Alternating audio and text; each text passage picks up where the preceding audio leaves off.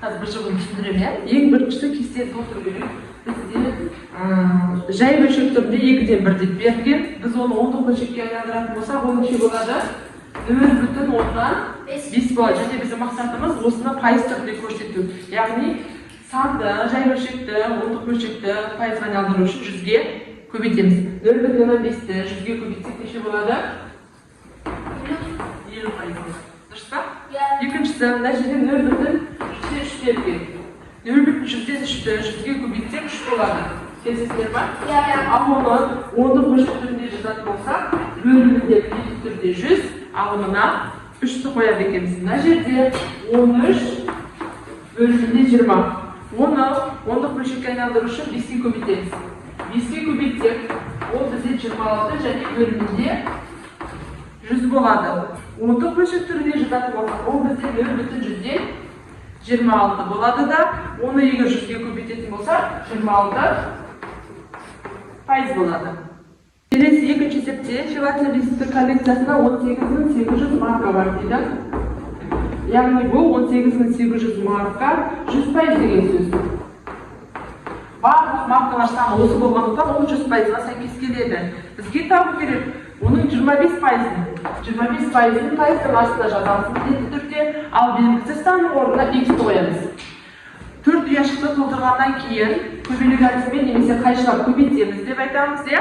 18.800-ді 25%-ға көбейтеміз. 18.800 көбейту 25, ал 100-ді x-ға көбейтеміз. Қарапайым теңдеу сияқты x-ті табуымыз керек. 18.800-ді 25-ге көбейтсек, 47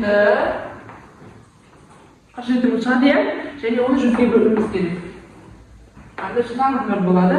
470-ді 100-ге бөлсек, жауабы 4700 шығады. Ертеде асханада 299 қыз тамақтанады дейді. Бұл барлық оқушының қанша екенін білмейміз.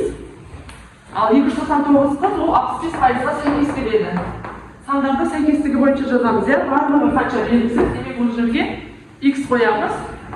Барлығы белгіміз, ол демек 100%-ға тең. Тағы да қайшылап көбейтеміз. 65 көбейту x, 299 көбейту 100. Бірден жазып салайық. X тең 299. 29.900-ді бөлеміз 65-ге. Яғни x-ті табу үшін 29.900-ді 65-ге бөлеміз, яғни бұл жерде 460 шығады екен. Келесі есепте мектепте барлығы 880 оқушы бар. Демек ол 880 оқушы дегеніміз. Осы 880 оқушының 55%-ы қыздарды, яғни бізде қыздардың саны табу керек. Пайызы белгілі, ал саны белгісіз. Белгісіз санның орнына x-ті қоямыз, енді көбейтеміз. 880 көбейту 25 тең 100 көбейту x. X-ті табу үшін 880-ді 25-ге көбейтіп 100-ге бөлеміз. Осыны есептеп өзіміз шығамыз.